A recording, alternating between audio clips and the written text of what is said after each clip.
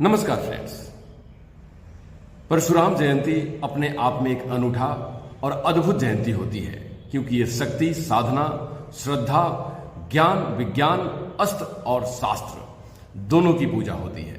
आइए देखते हैं परशुराम जयंती की कुछ झलकियां और सुनते हैं कुछ महानुभावों की बातें। तो स्थान जल्द से जल्द ग्रहण करे। जय श्री परशुराम।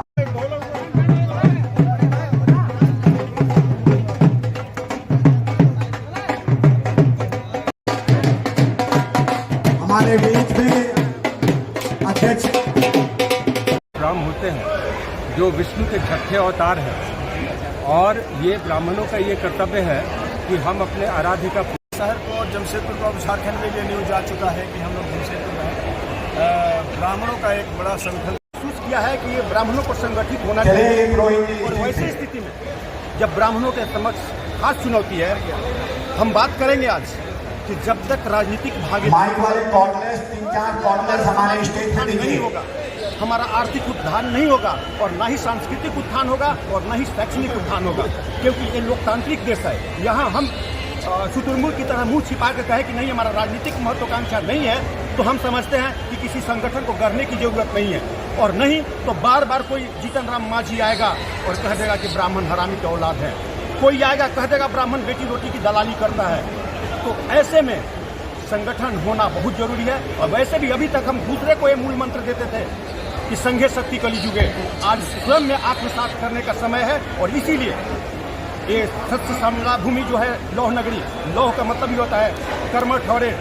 तो आज यहाँ से एक हुंकार हुआ है, और हम समझते हैं कि ये हुंकार आने वाले भविष्य के लिए एक आगाज होगा। जय जय परशुराम।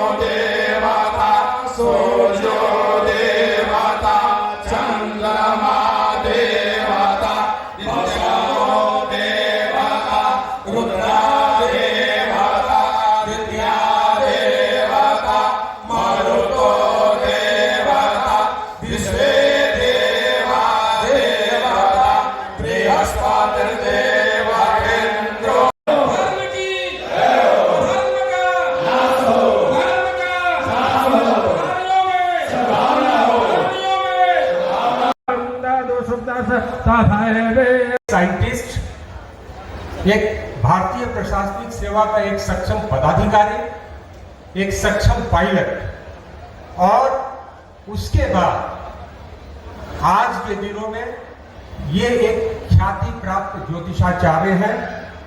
और वर्ष 2017 में इंटरनेशनल एस्ट्रो तंत्र स्पिरिचुअल वास्तु कॉन्फ्रेंस में इन्हें ज्योतिष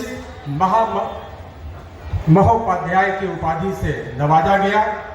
हमारे बीच में वो शख्सियत डॉक्टर अरविंद कुमार पांडे हैं, जो झारखंड सरकार के अपर मुख्य सचिव से सेवानिवृत्त हुए हैं। हम आग्रह करेंगे, ब्यूटी तिवारी जी अगर कहीं हैं तो कृपया आ जाएं। ब्यूटी तिवारी।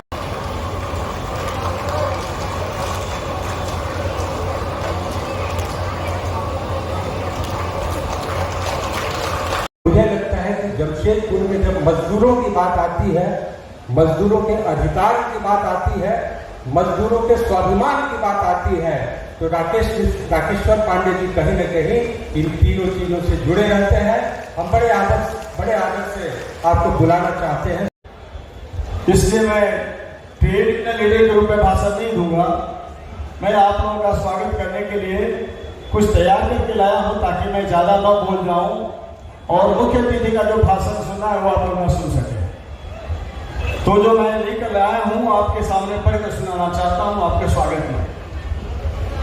भगवान परशुराम के जन्मोत्सव के अवसर पर इस ऐतिहासिक भोपाल मैदान में उपस्थित इस लौह नगरी एवं झारखंड के सभी श्रेष्ठ ब्राह्मण बंधुओं को मैं हार्दिक स्वागत और अभिनंदन करता हूं। आदरणीय अरुणा मिश्रा जी ने पूरे विश्व में जाकर न सिर्फ झारखंड पुलिस का, न सिर्फ झारखंड का, न सिर्फ भारत देश का, बल्कि इस देश के ब्राह्मणों का गौरव बढ़ाया है। जोरदार तालियों से इनका अभिनंदन किया जाए आदरणीय अरुणा मिश्रा जी। और ये भावना हमको भी अपने अंदर लानी होगी। सारे लोग शेर व शायरी कह रहे थे, मैं तो एक शेर, और वह यही है कि कर्मण्येवाधिकारस्ते, जो समय की मांग है उसके अनुसार जो तुम्हें लगता है उसे सच्चे दिल से करो, भविष्य अच्छा रहेगा। यह जो परशुराम है, यही परशुराम ब्राह्मणों के दिल में हमेशा रहते हैं और सर्वधर्म समभाव की नीति के लिए माने जाते हैं। लेकिन इसीलिए पूर्व में हमेशा राजा क्षत्रिय होता था तो मंत्री ब्राह्मण होता था, ताकि वो उन्हें गाइड कर सके। लेकिन करते करते एक उदाहरण कभी आता है जबकि सच्चाई का साथ बाकी सारे सदस्य छोड़ देते हैं, और तब जो कृष्ण का मुख्य उनकी गीता का जो ज्ञान है वो हमें लेना पड़ता है, और वह यही है कि कर्मण्येवाधिकारस्ते, जो समय की मांग है उसके अनुसार जो तुम्हें लगता है उसे सच्चे दिल से करो, भविष्य अच्छा रहेगा। यह जो परशुराम है, यही परशुराम ब्राह्मणों के दिल में हमेशा रहते हैं। आपके दिमाग में क्या यह प्रश्न उठता है कि हम सब संयुक्त रूप से जितने ब्राह्मण हैं उन्होंने देश और समाज के लिए क्या किया है? बहुत मोटे मोटे में है, मैं सही वैज्ञानिक ढंग से उसको बताता हूँ। जब सबसे पहले खेती के लिए जंगल से मनुष्य मैदान में आया तो उस समय समस्या थी कि कौन सा अनाज कब बोया जाए, और काल गणना, घड़ी, ये सब चीज़ें उस समय नहीं थी। उस समय सिर्फ चंद्रमा और तारों की गति देख करके ब्राह्मण लोग बताते थे कि कब सिंचाई होनी चाहिए और कब कौन सा अनाज बोया जाना चाहिए।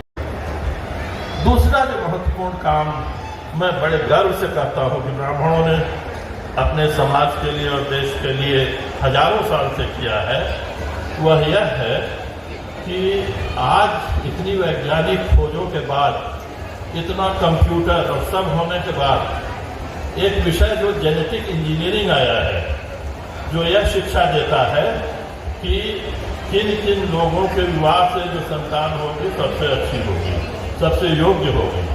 वह जेनेटिक इंजीनियरिंग हम ब्राह्मण लोग हजार साल से उसकी प्रैक्टिस कर रहे हैं। और कभी कभी देख करके मुझे एक तरह से अज्ञान से ऐसा लगता है कि शादी समारोह जब होते हैं तो फोटोग्राफर, सजावट, इस सब पर काफ़ी लोग खर्च करते हैं, लेकिन जो ब्राह्मण अपना वो दक्षिणा मांगता है तो उसमें 1000, 500, 1200 इस पर बहस करते हैं।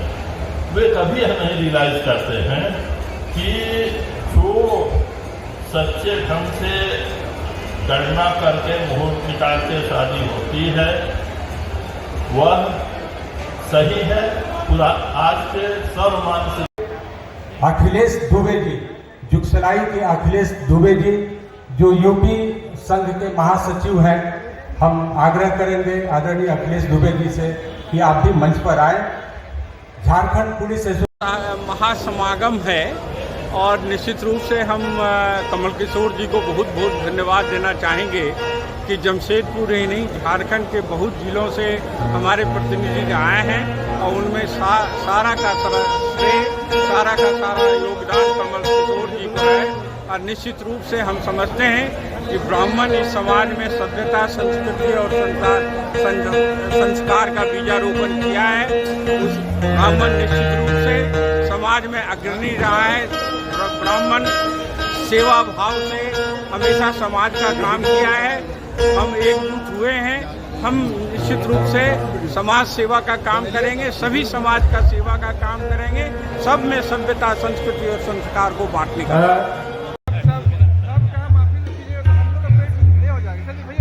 राम जी के जन्मोत्सव को मनाने के लिए जमशेदपुर, आदित्यपुर और गम्हरिया के हजारों के संख्या में ब्राह्मण सपरिवार, महिला, पुरुष, बच्चे यहाँ पर एकत्रित थे। लगभग 10,000 ब्राह्मण यहाँ पर आए थे। इसके पीछे मुख्य मकसद है कि जिस प्रकार से सनातन धर्म पर और ब्राह्मणों पर जो है कि आक्रमण हो रहा है विभिन्न राजनीतिक दलों के द्वारा, उसमें ब्राह्मणों को संगठित होने की बहुत ही निकाल आवश्यकता है। क्योंकि आप सभी को पता है कि सनातन धर्म का ध्वजवाहक ब्राह्मण होता है। तो एक सोची समझी साजिश चल रही है कि यदि ब्राह्मणों पर अगर अटैक किया जाए, ब्राह्मणों को कमजोर किया जाए, तो स्वतः रूप से सनातन धर्म कमजोर होगा। इस साजिश को हम लोग विफल करेंगे, इसीलिए आज यह एकत्रीकरण ब्राह्मणों का हुआ। फ्रेंड्स, इंडिया टीवी ऑनलाइन की वीडियो को लाइक करें, शेयर करें, सब्सक्राइब करें। धन्यवाद।